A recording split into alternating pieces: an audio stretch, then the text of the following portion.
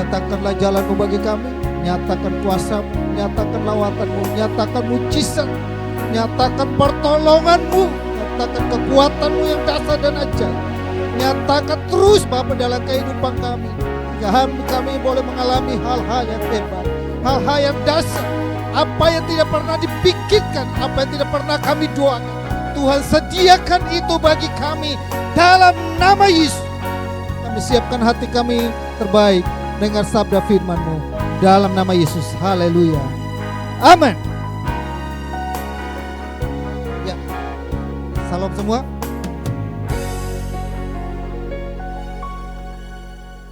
Diberkati. Amin, saudara. Jadi ada satu bapak pernah datang di sini pakai. Saya lihat gereja bapak banyak anak-anak mudanya. Saya kayaknya nggak cocok. Saya udah encok ini pakai. Kalau diajak lompat-lompat. Kita ada oma-oma di sini juga. Oma tadi lompatnya oma ya. Saya bilang. Nah, saya nanti juga di minggu yang pertama saya lagi bikin style ibadahnya. Nanti kita bikin country. Ya kan? Ya kita coba cari si Chris. Nanti si Opa Ricky Romeo, ya, opa-opa. Dia sudah opa-opa itu, kan udah punya cucu kan. Well kita udah opa-opa. Oh belum punya cucu. Yang di Jerman belum? Belum. Nah dia sudah mulai opa-opa juga. Dan kita bikin country, sekali-sekali kita country. Besok kita bikin lagi lagu Tortor ya. Ah iya kan. Yeah. Ya nggak apa-apa. Habis itu kita bikin yang apa? Tung tung ceng. Apa tuh? Ya kita bikin versi Mandarin ya. Ada Bu Aling nih, jago Mandarin. Saya baru tahu dia. Jangan salah, Bu Aling jago Mandarin loh saudara. Jago Mandarin dia. Baca ngomong ya Bu ya. Ngomong ya Bu ya. Baca anak-anak nih, anak-anak. Nah hari ini saudaraku yang saya kasih dalam Tuhan Yesus, ada mungkin hari ini saya tiap kali khotbah, Bapak Ibu mungkin saya rasa Bapak Ibu jangan bosan-bosan. Karena saya ingin 1 tahun itu saya ingin mengulang lagi poin-poin yang penting dari awal. Supaya saudara tahu buat Bapak Ibu yang lain mungkin kurang lebih 1 bulan kita ingat kembali tema utama kita. Erik coba tampilin udah. Erik tema utama kita supaya gini saudara, saya mau supaya kita di tahun 2023 ini kita mengalami yang namanya ini saudara, tahun Allah nih? Ya, Allah di pihak kita. Jadi kita sadar bahwa hidupan kita itu ketika kita melakukan segala sesuatu, ketika kita dalam keadaan yang suka maupun keadaan yang duka maupun keadaan yang senang, kita ingat waktu kita nangis, kayaknya nggak ada yang nolong saya, kayaknya nggak ada yang bisa membantu saya, kita ingat Allah ada di pihak kita. Amin. Nah berikutnya saya ngulas sedikit di awal supaya kita sama-sama memahami, atau mungkin ada Valen dan Afui ya. Ya Afui yang mungkin baru hari ini dengar khotbah saya bisa tahu materi khotbah saya. Jadi bisa ngikutin dari awal. Nah yang pertama saudara yang saya kasihi adalah ini ayatnya. Dasar ayat kita adalah di Roma 8 ayat 31. Sebab itu apakah yang akan kita katakan tentang semuanya itu, jika Allah di pihak kita, siapakah akan melawan kita? Dan kita sudah bahas tentang itu. Siapa kita? Indonesia. Ntar saya minta ini dulu, di sini dulu. Nah, kita sudah bahas tentang ini, dan berikutnya ada 4 pilar. Ya, cepat aja Erik ya. Pilar yang pertama kita bahas tentang evaluasi, pilar yang kedua kita bahas tentang apa? Allah membenarkan kita. Ya. Pilar yang kedua ini Allah membenarkan kita. Oh ya. Ini adalah pilar yang kedua di bulan ini sampai ke April, Mei, dan Juni. Hari ini adalah hari yang terakhir saya bicara tentang pilar yang kedua, Allah membenarkan kita. Nah, dalam Allah membenarkan kita, berikutnya, yang ketiga dulu ya. Yang ketiga adalah tidak ada yang memisahkan kita. Yaitu nanti kita bahas itu di bulan Juli. Juli, September, Oktober. Ya, kita 3 bulan. Berikutnya lagi. Dan yang terakhir adalah kita lebih dari pemenang. Nah, saya urut sedikit dulu. Kita coba ke yang pertama, yang berikutnya cepat lagi aja karena Allah yang membenarkan mereka ini adalah tema utama 3 bulan ini. Dan kita sudah bahas tentang yang namanya berikutnya adalah ini. Roma 8 ayat 33, siapakah yang akan menggugat orang-orang pilihan Allah? Tahu, sudah pernah ingat gak kira-kira? Saya coba review sedikit. Siapakah yang akan menggugat orang-orang pilihan Allah?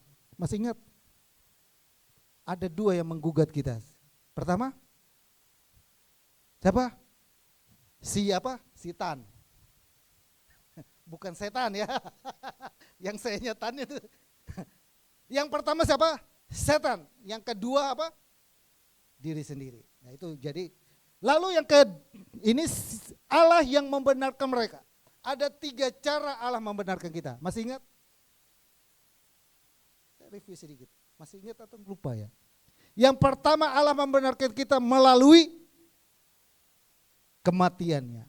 Yang kedua Allah membenarkan kita melalui kebangkitannya. Dan yang ketiga Allah membenarkan kita melalui kenaikannya ke surga. Amin. Nah itu kita sudah ingat ya. Yang berikutnya adalah siapakah yang akan menghukum mereka. Nah hari ini tema kita. Berikutnya saya ulas sedikit. Nah ini ke berikutnya. Ini saya tadi udah ulas 3 caranya udah. Dan semua cara yang dilakukan Tuhan itu di bulan April kemarin Tuhan lakukannya dengan lunas.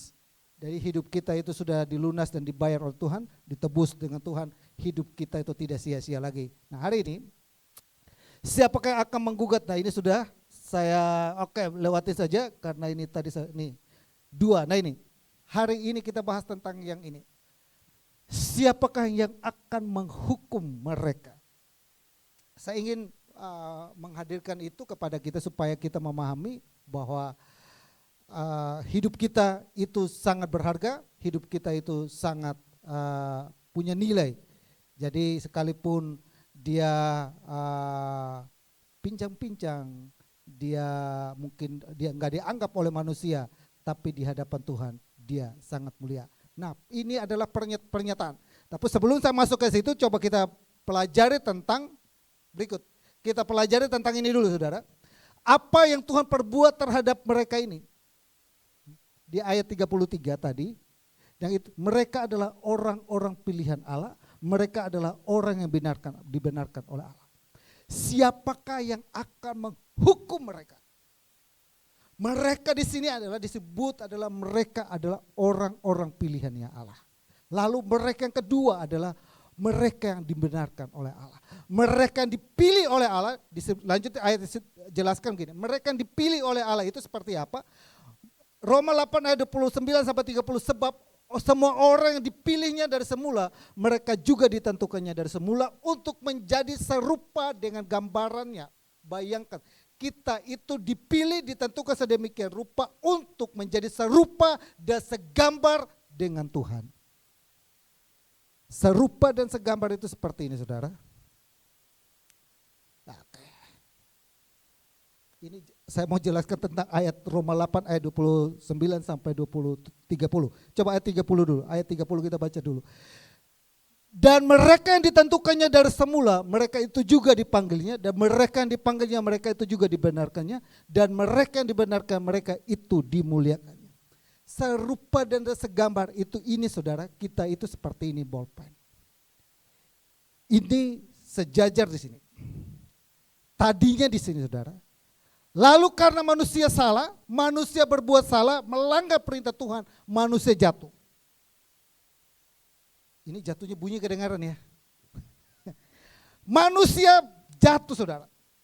Tapi dia ini saudara, Allah yang tadi saya katakan di awal, dia yang membenarkan kita, dia yang membenarkan kita, dia datang saudara, dia melihat kita yang jatuh, dia datang dan dia mengangkat kita. Lalu meletakkan kita kembali di sini. Bahkan ayat ini saudara katakan di sini, mereka itu juga dimuliakan. Bukan hanya taruh kita di sini kembali, tapi kita diangkat seperti ini. Nangkap yang ngerti ya Bapak Ibu ya. Jadi hidup kita sekalipun kita jatuh dan mungkin sudah masuk kepada lubang yang sangat dalam bagaimanapun, Tuhan tetap datang untuk mencari kita. Bersyukurlah kita dipilih oleh Tuhan. Itu yang kedua saudara. Mereka yang dibenarkan. Mereka yang dibenarkan Tuhan punya cara untuk membenarkan kita. Ya, bulan lalu kita sudah bahas tentang setiap saat mereka iblis itu mendakwa kita. Ya, bulan lalu saya bahas itu. Iblis setiap saat mendakwa kita di hadapan Tuhan. Kan di Ayub Tuhan tanya, "Iblis, lu dari mana?" Dari mengelilingi. Kenal enggak Ayub? Kenal. Terang saya, dia itu diberkati Tuhan dan luar biasa. Terang saja dia hidup benar. Terang saja anak-anaknya sehat-sehat semua. Kenapa? Tuhan membuat pagar. Coba Tuhan cabut pagarnya. Tuhan izinkan pagar itu dicabut. Tapi Tuhan bilang, jangan ambilkan nyawanya. Bapak Ibu kita perhatikan, keadaan Ayub sedemikian rupa, tapi Ayub tetap setia kepada Tuhan. Istrinya hampir membuat dia tinggalkan Tuhan, tapi dia tidak pernah meninggalkan Tuhan. Itu yang disebut orang yang dipilih Tuhan, orang yang dibenarkan oleh Tuhan.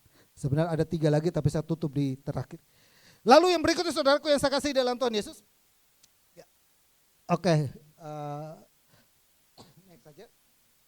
Ini ayat 33 diawali dengan pertanyaan yang mengandung pengertian saudara. Jadi pertanyaan itu mengandung pengertian, ada 5 pengertian. Ya kalau nggak salah ya 5 pengertian. Yang pertama sedih.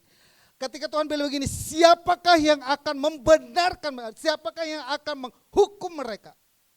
Itu bukan pertanyaan untuk dijawab oleh manusia, tapi itu pertanyaan penegasan bahwa apa? Setiap orang percaya Tuhan adalah jaminan bagi kita atas semua kebutuhan kita. Kebutuhan paling mendasar manusia adalah kebutuhan untuk selamat. Amin ya. Ada enggak manusia di sini hidup yang enggak mau selamat? Kira-kira ada enggak? Ada enggak agama yang mengajarkan kalau kamu ngikut agama saya, kamu pasti masuk surga? Ada enggak agama yang mengajarkan kalau ikut agama saya, kalian masuk neraka? Ada yang masih mau gitu?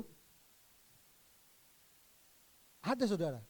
Jangan kira kalau kalian ikut agama saya, kalian akan masuk neraka. Tapi tetap ada yang ngikutin. Ada enggak kira-kira? Pikir dulu saudara ya. Ada agama yang bilang gini saudara, kalau kalian ikut saya, kalian akan mati. Kena penyakit ini, kena penyakit ini. Kalian kalau ikut saya, kalian mati. Ada enggak? Saya bilang ada. Dan sangat jelas dia tulis. Ditulis, kalau kalian merokok, kalian apa? Tapi masih ada nggak rokok? Ya kan? Ya nggak? Itu jelas-jelas ditulis, merokok itu apa? Membunuhmu, merokok itu apa? Ada nggak ngerokok? Pabrik rokok, sponsor apapun semua rokok. Mau ngomong apa? Maka itu satu agama. Kenapa? Karena dia sudah jelas-jelas dia tulis, barang siapa merokok dia akan mati. Bahkan sampai ditaruh di sini apa? Lehernya ini apa? Bolong. Tetap aja dibeli dan produk yang paling laku. Saya termasuk orang yang jadi salesnya. Jadi saya dulu saudara, saya enggak ngerokok. Dari kecil memang enggak ngerokok karena orang tua kan pendeta jadi keras. Cuma saya kerja di toko yang jualannya rokok. Jadi setiap hari saya pergi ke sekolah, saya bawa rokok 1 bungkus. Saya pergi ke pasar, saya bawa 1 rokok itu coba dulu. Lalu ditanya, kamu udah coba belum? Belum. Kok lu bilang enak? Iya, lu coba dulu ini paling enak. Dulu saya jadi marketingnya Star Mile. Awal-awal mulanya Star Mile itu launchingnya, saya jadi itunya saudara. Saya door to door. Kenapa? Ada cuannya gede saudara. Untungnya gede. Aduh untungnya gede. Saya di Timor itu saya pernah untungnya gede. Nah saudara, jelas-jelas ditulis merokok itu membunuh hidupmu, tapi ada yang ngikutin. Saudaraku, yang kebutuhan mendasar manusia adalah tentang keselamatan. Dan ketika Tuhan, siapakah yang akan menghukum mereka? Pertanyaan itu menjawab Pertanyaan itu diungkapkan oleh Rasul Paulus untuk memberikan satu jaminan kepada mereka yang sudah dipilih, kepada mereka yang sudah ditentukan, kepada mereka yang sudah dibenarkan itu. Pernyataan itu ditujukan kepada mereka dan Tuhan bilang begini, satu jaminan akan kebutuhan keselamatan dan akan kebutuhan apa? Hidup kita, hari-hari kita. Amin ya. Jemaat WC Latu Menten. Tuhan menjamin tentang kebutuhan-kebutuhan kita. Dia bukan hanya menyediakan keselamatan itu buat kita, tapi dia menyediakan keperluan kebutuhan kita. Apa yang tidak pernah kita pikirkan, apa yang tidak pernah timbul dalam hatimu, apa yang tidak pernah kau doakan, Tuhan sediakan. Amin. Amin saudara. Saya tidak pernah memikirkan, mendoakan bahwa kita akan punya gereja, jemaat, kita akan bertumbuh, kita tidak pernah terpikirkan. Tapi ketika kita mulai melangkah, Tuhan sediakan semua itu buat kita. Amin. Yang kedua, pertanyaan itu saudara, yang kedua dia bahas setiap orang percaya apapun terjadi dalam hidup kita, Tuhan selalu turut bekerja. Ayat 28. Jadi begini, ketika pertanyaan itu bilang begini, siapakah yang akan menghukum mereka? Pertanyaan itu bukan pertanyaan untuk dibutuhkan jawaban, tapi jawabannya begini, Paulus menggaransikan bahwa orang yang dipilih oleh Tuhan, orang yang dibenarkan oleh Tuhan, itu dikatakan apapun yang terjadi dalam kehidupanmu, apapun yang membuat engkau goncang, apapun yang membuat engkau mungkin lemah, Tuhan itu turut bekerja. Dia tidak pernah membiarkan. Kadang-kala kita berpikir, wow ini masalah besar. Sama seperti ada satu orang penginjil. Kalau nggak salah ke Papua, kalau nggak salah ke Papua. Dia dapat penglihatan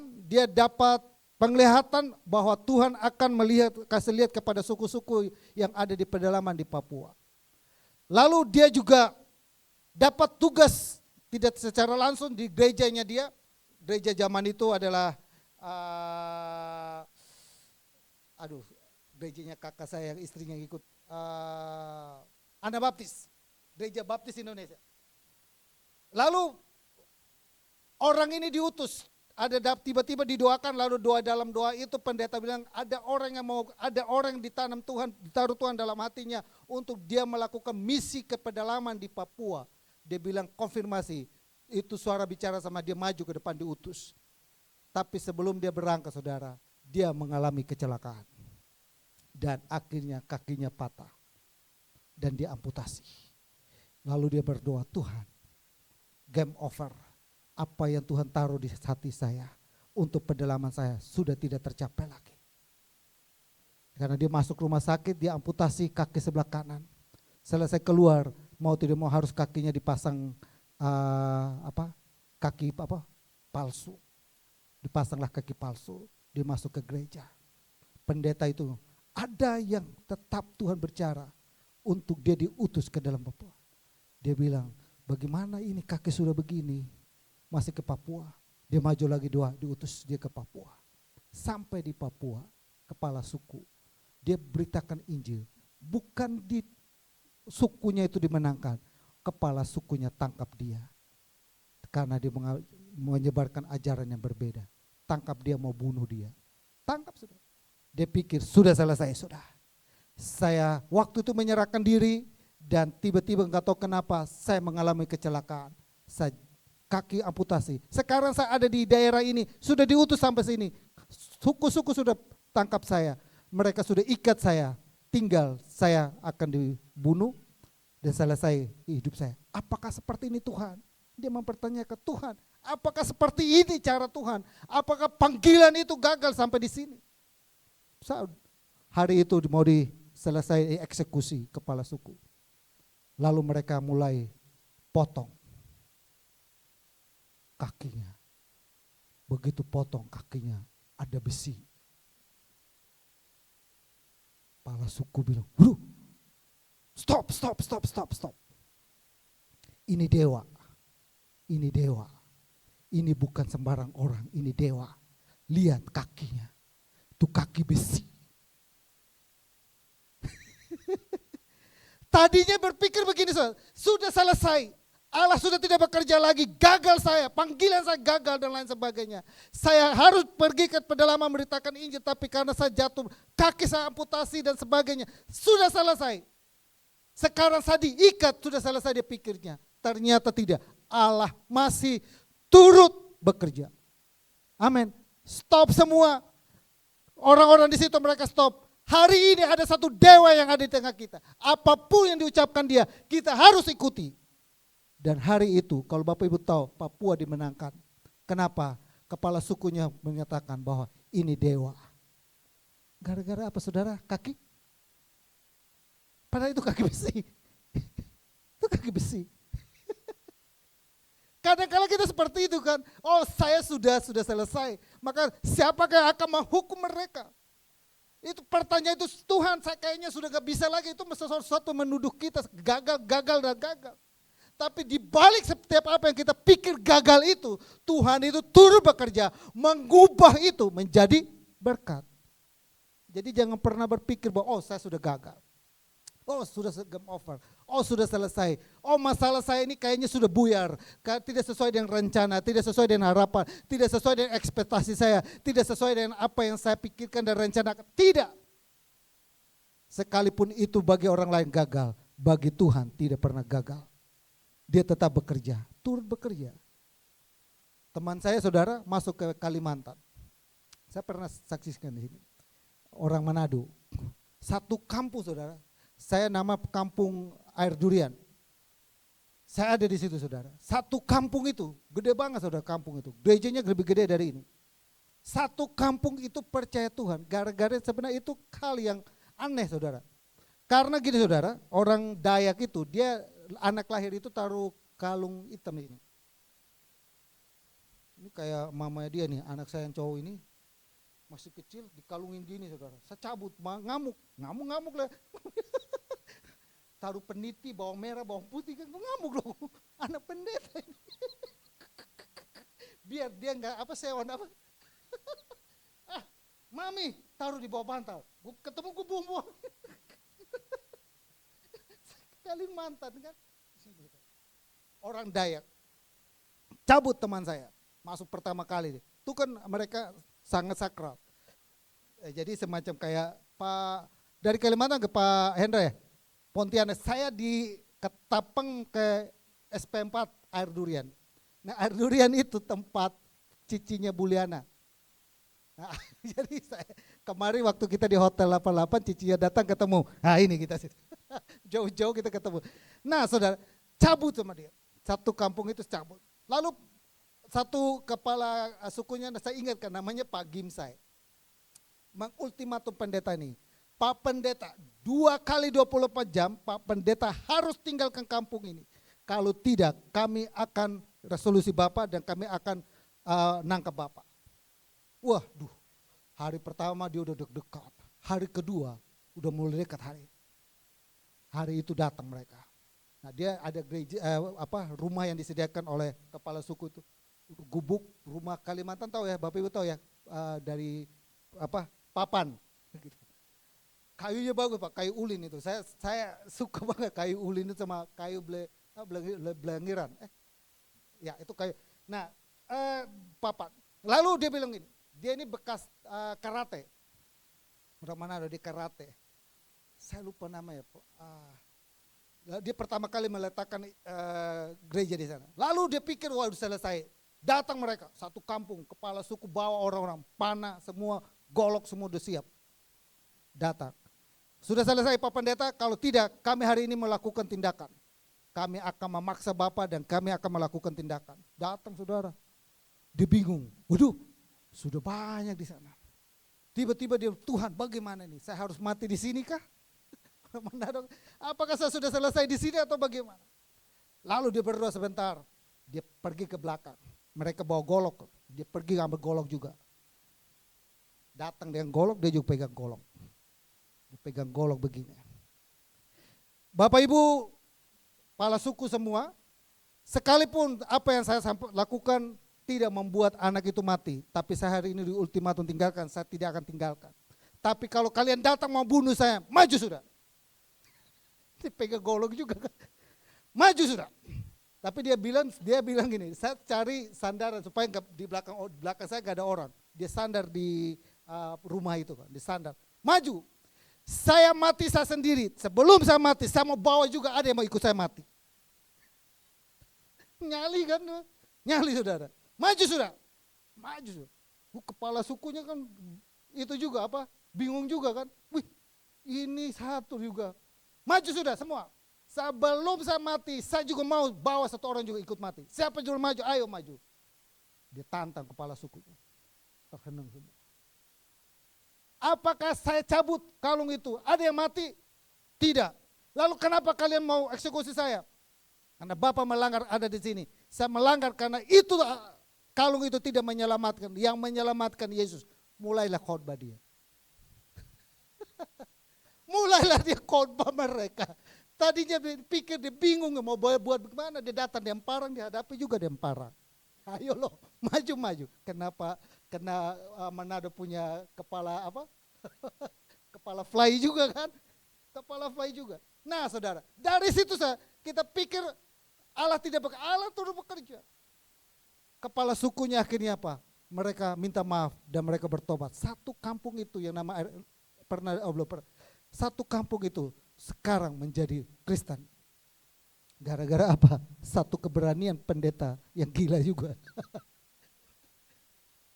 Iya, yang ganti ya. Bukan, tapi sebelum jadi si siapa pindah ke Lampung, Wilson ditempatkan di situ. Nah, sama saudara, saya juga sama waktu hadapin ini kepala suku juga gitu. Saya doain dia serius-serius. Saya menginjilin dia, kami sudah punya dewata, oke. Ya udah Pak, saya mau pulang, tapi saya udah boleh doain, boleh. Oh kalau dia mau doa boleh, gue doain dong. Saya doain saudara, saya doain, lulus teologi pertama itu doain bagaimana? Semangat kan? Wah luar biasa, pastor roh keluar semua. Wah, semangat, gue buka mata begini kok. Mereka komat kamit, oh semangat juga. Tapi rasa ada anak panah yang kayak nancep gini, waduh panas banget nih. Saya buka mata, oh mereka sungguh-sungguh. Selesai gua amin, mereka dua berlutut, berdoa. Nah hari itu lu gak mau bertobat, hari ini saya bilang, lu bertobat. Saya baptis mereka di air yang kubangan, tahu kan, lumpur-lumpur itu. Gak ada air di sana waktu itu kering, jadi saya baptis mereka di situ. Allah turut bekerja. Pertanyaannya situ saudara, ketika siapa yang akan menghukum mereka? Tidak ada yang bisa dapat menghukum mereka. Kenapa? Karena Tuhan menjaminkan kehidupan mereka. Orang yang dipilih Tuhan, orang yang dibenarkan oleh Tuhan, Tuhan lakukan dengan luar biasa. Amin. Yang berikut, yang ketiga, 13 menit. Ya, ayat 30 itu diawali bahwa setiap orang percaya punya hak untuk berhak menerima janji Tuhan. Kita punya hak saudara. Tuhan datang menyelamatkan kita, Tuhan datang menebus kita, Tuhan memilih kita, Tuhan membenar kita. Kita punya hak. Hak apa saudara? Hak diangkat menjadi anak dan hak untuk apa saudara? Berhak menerima janji-janji Tuhan. Jadi ada orang bilang gini, oh kamu akan menjadi orang yang terkutuk, ada orang yang sumpahin kamu tidak akan berhasil. Bilang sama dia, Tuhan saya sudah menjaminkan saya bahwa saya berhak menerima berkat-berkat Tuhan. Amin. Bahwa saya berhak untuk dipulihkan, bahwa saya berhak untuk disembuhkan. Oh kamu tidak akan sembuh, oh kamu tidak akan bisa, penyakitmu tidak akan bisa divonis nanti minggu depan. Ibu Vita kemarin saya sudah dengar, dia akan kesaksian, divonis 6 bulan, iya 6 bulan, divonis 6 bulan, harus selesai gamofa. Udah pernah ada yang sudah pernah divonis belum kira? Hidupmu tinggal 3 bulan, hidupmu tinggal 4 bulan, pernah belum?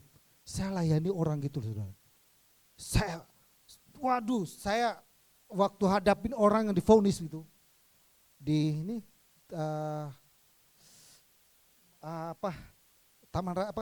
kampung sini saya layani di sini saudara. Divonis, dokter sudah vonis, minggu lagi saya datang, tiap hari saya datang. Bapaknya pemain perkusi yang dulu di blok datang sudah. Tiap hari saya datang kita doain, lain saudara. Sebelum dia dengar tentang vonis, itu dia masih ceria, dia makan apa, dia enak, kayak dia enjoy nikmati. Tapi ketika dokter dengar tinggal seminggu lagi, bahkan tinggal 1 hari lagi itu, itu benar-benar game over. Wow saudara, dia stresnya luar biasa, dia depresinya, dia linglung luar biasa. Dia tatapannya kosong, dia lihat kayak sesuatu yang tuh gak ada gunanya. Saya dampingi dia, kita terus doakan, tapi Tuhan berkehendak lain, tetap vonis dia lewat. Perokok berat, yang tadi saya ngomong bilang, gak ada orang yang harus ikut agama, dia rokok berat. Dan itu divonis tinggal seminggu kita datang, doa step by step, lewat. Janji Tuhan, dokter bilang apa? Kita tidak sembuh. Dokter sekalipun vonis kita bagaimanapun. Tapi kalau Tuhan bilang begini, kita berhak menerima janji Tuhan. Amin. Pasti sembuh. Saya bingung juga saudara, mama saya ini umur segini saudara, saya baca teks seperti itu saya masih pakai kacamata. Mama saya itu kan kemarin itu saya ada tape itu. Saya pingin kasih dia tapi dia kan udah terlanjur pulang, saya pingin kasih tape ini buat dia baca Alkitab karena dia tiap hari baca Alkitab. Jadi baca Alkitab pakai tape aja saya bilang daripada pakai Alkitab itu kan kecil kan. Alkitab saudara dia udah tanda-tandain loh. Udah kayak aduh semua itu udah baris kuning, hijau, merah semua udah dia tandain. Saya pingin kasih dia gitu supaya dia bacanya enak karena dia pakai kacamata dia berat ini susah sekali. Tapi kemarin saya telepon, mama baca Alkitab bagaimana? Sudah gak pakai lagi kacamata. Umur 81. Saya bingung. Bagaimana ceritanya? Saya juga tidak tahu. Tapi kenapa saya sekarang baca Alkitab, kacamata saya sudah buang, saya sudah tidak pakai kacamata. Saya pingin cari tahu tuh dokter ya tuh. Karena dia nggak pernah ke dokter, dia tidak pernah berobat apa-apa enggak. Tapi saya yakin itu adalah mujizat dari Tuhan. Akibat dari dia sering baca Alkitab. Jadi kalau mau sembuh matamu, baca Alkitab. Oma bilang, saya mau sembuh seperti mama ya pakai. Saya mau sembuh ini, saya baca Alkitab. Sudah tutup satu kejadian sampai Wahyu, kok gak sembuh? Oh beda saudara. Itu saya nggak tahu itu pertolongan Tuhan buat mama saya pernah ngalami saudara. Waktu pelayanan mama saya ingat Pak. Dia mulai pelayanan waktu di kampung itu pernah kami dieksekusi karena mama saya doain orang dan papa saya doain orang dan orang itu sembuh. Pakai namanya minyak narwastu. Jadi di gereja, ini kayak gini nih saudara. Mama saya tuh doa tiap kita itu tinggal di pastori jadi kita doa. Doa itu hampir kayak misalnya kita pagi kita doa, jam 4 kita bangun kita doa, siang kita doa, sore kita doa, malam kita doa. Jadi kurang lebih rutin.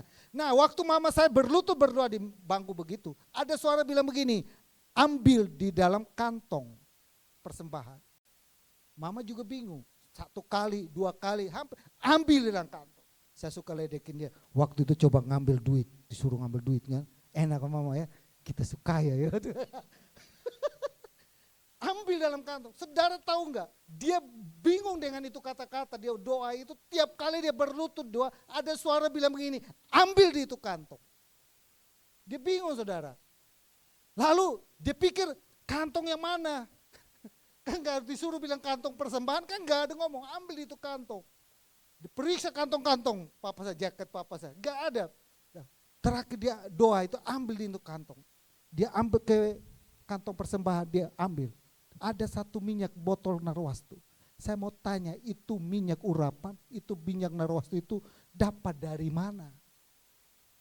Kampung, gak ada pesawat yang masuk, gak ada kendaraan yang masuk, gak ada orang bawa. Kenapa itu barang ada di situ? Itu bukan cerita dongeng, tapi pernah mama saya lakukan. Dan dia pakai itu ketika dia mendoain orang sembuh. Maka disebut dia dukun kampung. Sampai sekarang mama saya kalau orang sakit cari mama saya. Karena zaman dulu dia kalau doain dia olesin minyak sembuh. Saya kemarin tanya mana itu minyak bagi kita. Sekarang kamu kan dulu kamu sudah pendeta. Saya sudah jadi pendeta ini. Bagi itu minyak dulu. Biar kita oles-oles. Jemaat double C saya oles-oles semua. Biar sembuh semua. Amin. Saudara, pelayanan. Mama saya sama papa saya saudara kalau pergi ke pulau saya. Dari ujung pulau saya sampai ke ujung pulaunya. Sebut namanya bapak saya. Anaknya Lukas, kita diperlakukan dengan spesial. Dijemput, dibawa, dirawat sedemikian rupa. Tapi hati-hati sekarang. Nah, saudaraku yang saya kasih, yang ketiga adalah bahwa janji Tuhan juga pasti kita alami. Yang ketiga, yang keempat berikutnya adalah gini saudara, bahwa setiap orang percaya Tuhan sediakan penolong yang membantu kita dalam kelemahan-kelemahan kita. Ada begitu banyak kelemahan-kelemahan yang mungkin kita alami dalam kehidupan kita. Salah satu contoh kelemahan yang paling mendasar adalah kelemahan dalam hal berdoa. Maka dari Roma jelaskan. Kita mungkin lemah dalam hal berdoa. Kita nggak pandai susun kata-kata. Saya selalu kasih ilustrasi tentang hitung kongkong. Ini oe. Tuhan ini oe. Tuhan ini oe. Dia datang di gereja, masuk ke gereja, dia hadap ke gereja. Ini oe. Pulang. Besok Tuhan ini oe. Pulang. Dia nggak tahu doanya seperti apa. Tapi ketika dia sakit, tiba-tiba dia di rumah sakit. Ada orang pakai jubah putih, kunjungi dia. Anakku ini oe. Sembuh dia. Amin. Tuhan tahu kelemahan-kelemahan kita. Sama seperti anak yang menghadap ular kobra. Dia bermain bola, tiba-tiba dia pelosok masuk, tiba-tiba ular kobra begini.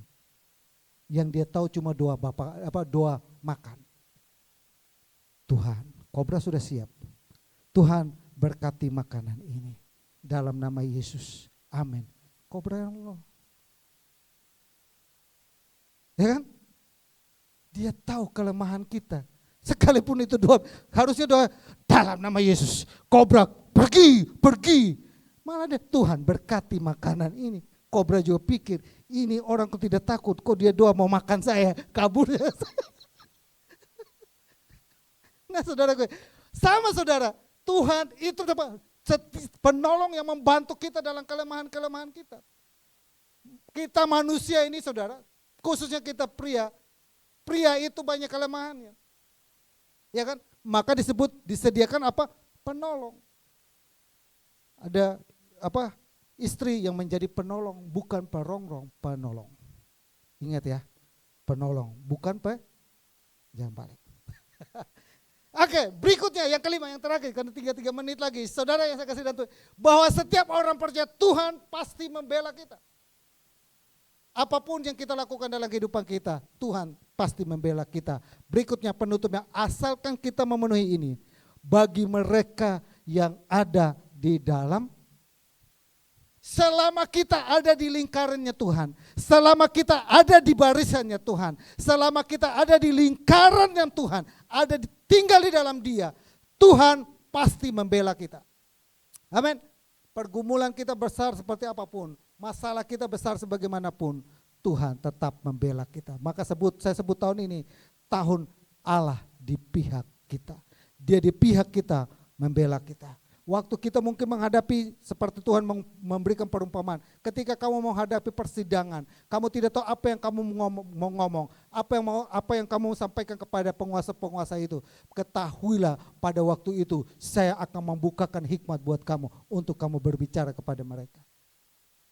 Sama. Dalam situasi mungkin kita seperti itu, kita diadili sedemikian rupa, kita diperhadapkan dengan perasaan, dituduh begini. Ingat baik-baik pada waktunya Tuhan menolong kita dan membela kita. Tuhan Yesus memberkati. Ya, 2 menit.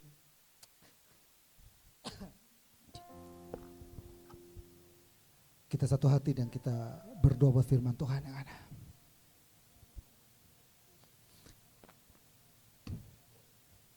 Terima kasih Tuhan buat kebenaran firman-Mu hari ini. Kami sudah terima, kami sudah dengar. Biar itu terus memotivasi kami. Tidak satu pun yang bisa menghukum kami. Karena Engkau sudah memilih kami dari sejak semula. Engkau membenarkan kami. Kami yang ada di dalam Engkau. Kami terima janji-Mu, berkat-Mu, pertolongan kehidupan ini. Dalam nama Yesus, haleluya. Amin.